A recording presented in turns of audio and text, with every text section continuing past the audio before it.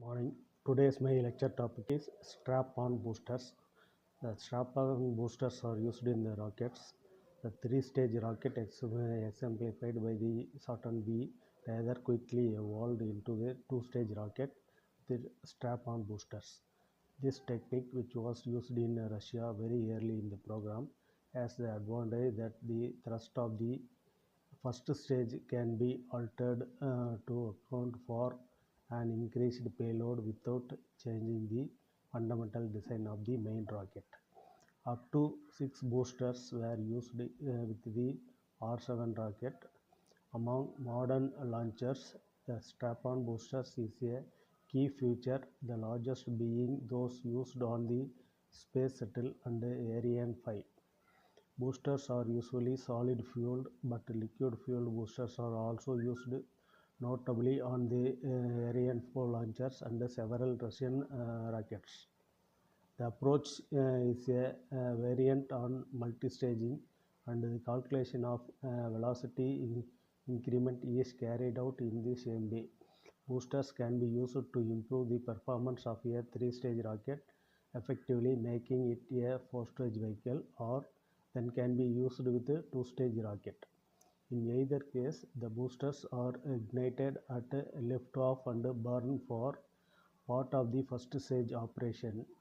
In modern launchers such as the Space Shuttle and Ariane 5, the first stage is optimized for high altitude and high mass ratio. This would produce insufficient thrust at low altitudes to lift the rocket off the launch pad, and the nozzle, being optimized for high altitude, is also inefficient near sea level. The boosters provide the necessary high thrust for the early stages of flight.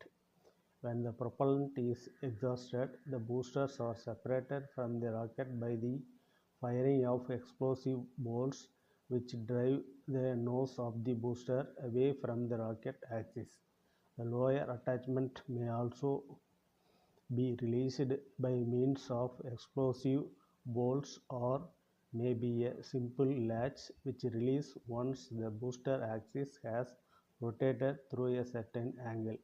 It is important that the boosters do not collide with any part of the rocket during separation, and similar requirement applies during stage separation.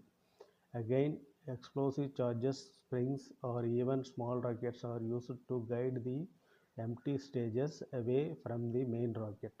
The need for this becomes clear when it is realized that in the period between the shutdown of the first stage and the ignition of the second stage, the two parts of the rocket are essentially weightless. Small relative velocities, if not controlled, can cause a collision. Boosters generally have a very high thrust and therefore a high mass flow rate, so they burn for a shorter time than the first stage.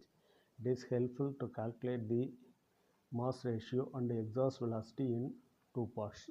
The first calculation is carried out for the total mass change of the two boosters together with the part of the first stage propellant exhausted up to the point of booster burnout.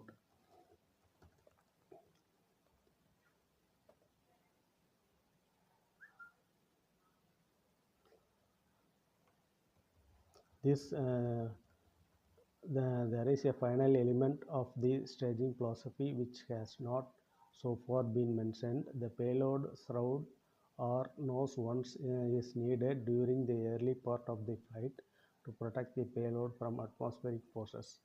At low altitudes, there are the common forces of lift and drag which are experienced by aircraft and result in the requirement for streamlining. At higher altitudes, the rocket has reached a high velocity much more than the speed of sound, while the air is now very thin. The rapid motion of the air past the nose of the rocket now leads to heating. All of these effects will damage the payload or require it to be made more strongly than is uh, consistent with its use in space. Thus, all launches have a shroud